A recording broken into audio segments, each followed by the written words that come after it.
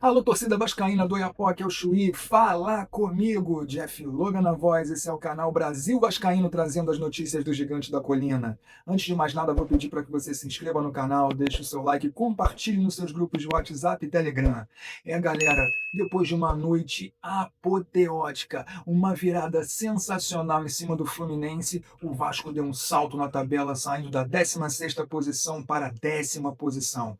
E agora vai enfrentar o Grêmio na próxima rodada. Caso tenha um novo triunfo, e a gente torce para que isso aconteça, poderá dar um salto maior ainda e ficar entre oitavo e sétimo, dependendo de uma combinação de resultados. Galera, é o gigante subindo, pois foguete não tem ré. Hoje, às 20 horas, o Vasco conhecerá os seus adversários na Sul-Americana. Terá primeiro o sorteio da Libertadores, depois da Sul-Americana, no qual o Vasco está no pote 2. Está no pote 2 e diferente da Libertadores, que, que permite que tenha times do mesmo país num mesmo grupo, a Sul-Americana é diferente. Com isso, pelo fato do Vasco estar no pote 2, mesmo tendo no pote 1 Santos, tendo no pote 1 o Atlético Mineiro, ele não vai enfrentar esses times. As únicas opções para o Vasco pegar do pote 1 é o River Plate, o Racing ou o América de Cali e o Olímpia. São os quatro.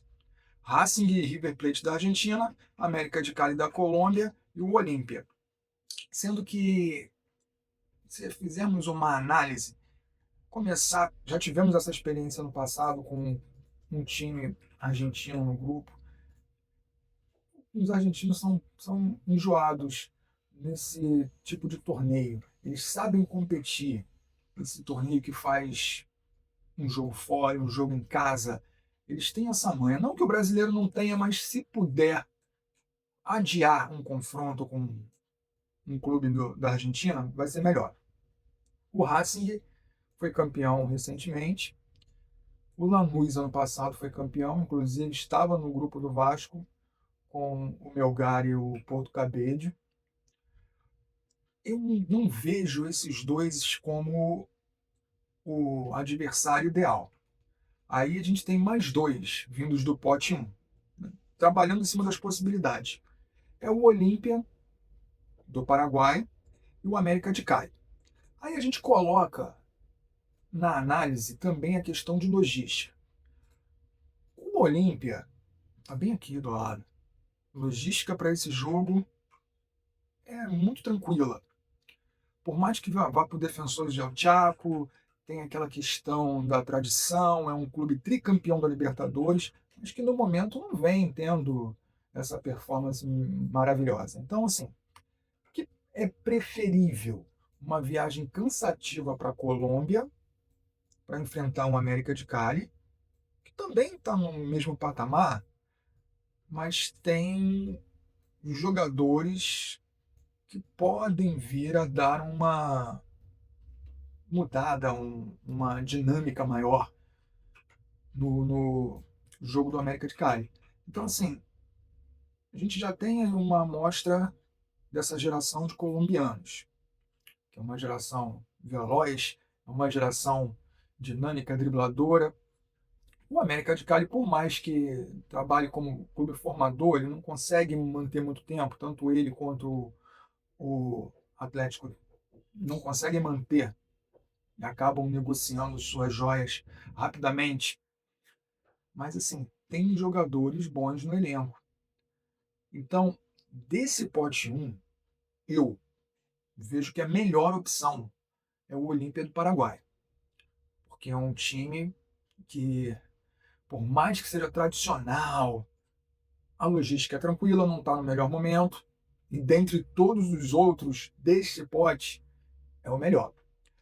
Aí no pote 3, que é um pote intermediário, eu selecionei um clube do Uruguai, que é o Montevideo City Torque.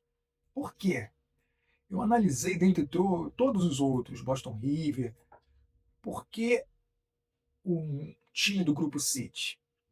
Ah, mas o Grupo City não tem um padrão de jogo? Ah, o Grupo City... Sim, tem um padrão de jogo. Você tem aquele... Tanto que o próprio Bolívar, você já vê uma diferença de quando não era do Grupo City e de agora. O próprio Bahia implementa alguma coisa que lembre o, o jogo dos times, o jogo característico dos times do Grupo City. Mas a questão do Montevideo City Torque é a torcida. Logística também tranquila, né? Nesse calendário louco que a gente tem. O Vasco conseguiria tranquilo. Eu não, tenho certeza que a logística para enfrentar o Montevideo City Torque é mais tranquila do que enfrentar a Chapecoense lá na Arena Condá. Ele tem que se deslocar para Chapecó. Então, assim, você tem um time que a logística vai ser legal, por mais que tenha toda aquela estrutura de time do Group City e um padrão de jogo parecido, ele é um clube que não tem torcida. Então, quando for jogar no Uruguai, o Vasco vai estar numa espécie de campo neutro. Claro que isso aí significa que vai ganhar os 3 pontos? Não, mas é uma certa vantagem. Você está enfrentando um time que não vai ter a pressão da torcida contra o adversário. Então, assim, eu aponto o Montevidéu, dentre os outros que compõem esse pote, o mais indicado para o Vasco pegar.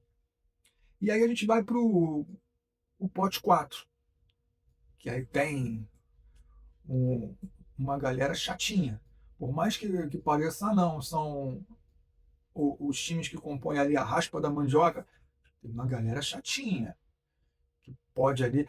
E às vezes o time não é nem tão chato, mas a viagem é horrível, uma logística horrível, que nem foi a do Vasco quando enfrentou o Porto Cabede.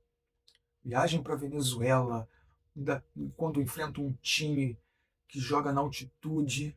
Então eu vi um do Chile, que é o Deportes Recoleta, um time emergente. Se fôssemos tomar como uma equipe brasileira para comparar, é um time que, apesar de jogar a primeira divisão, ele tem assim um estilo de jogo fraco, saída de bola, toma muito gol de bola aérea, não tem uma tradição, não tem um estádio que possa dizer que é um caldeirão, logística tranquila, porque o Chile é logo ali. Vamos colocar, comparando com o clube nacional, por mais que esse clube que eu vou citar não esteja na primeira divisão, é como se você tivesse hoje uma espécie de Vila Nova, uma espécie de Vila Nova na primeira divisão.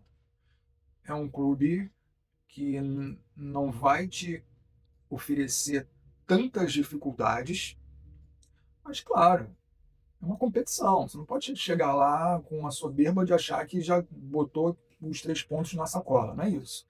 Mas aqui eu estou tentando pensar 3 adversários com uma logística tranquila e que não sejam também uns adversários que ofereçam o fator casa como um ponto determinante. Então eu coloquei aí. O Olímpia. Ah, mas defensores de El Chapo. Ok. Mas não é uma bomboneira. Além do mais, não estamos num momento tão tão fantástico do time do Olímpia. Ele tem passado por dificuldades, é uma equipe envelhecida, não faz tantos gols assim, não é aquele Olímpia tricampeão da Libertadores. Então, assim, a gente tem que analisar também esse aspecto. O Olímpia ele tem uma história, como o Vasco também, mas no momento, se formos comparar elencos, o Vasco tem uma certa vantagem em relação ao Olímpia. Então, colocando esse grupo, seria o grupo dos sonhos. Olímpia, Vasco, o Montevideo City Torque e o Recoleta. O Vasco teria reais chances de ser o primeiro colocado desse grupo, já se garantindo nas oitavas de final, sem ter que passar pelo playoff das oitavas. Então, assim, a gente aqui só está conjecturando. Claro que no momento o sorteio pode dar River, pode colocar o Vasco para jogar na altitude, pode, mas claro, vamos procurar o caminho mais fácil. E analisando o caminho mais fácil, cheguei a esse grupo. Olímpia, Vasco, Montevideo City Torque e Recoleta. E aí? Coloca aí embaixo quais são os adversários que você sugere que o Vasco vai ter vida fácil se vier a enfrentar. Valeu? Eu vou ficando por aqui e até a próxima. Fui!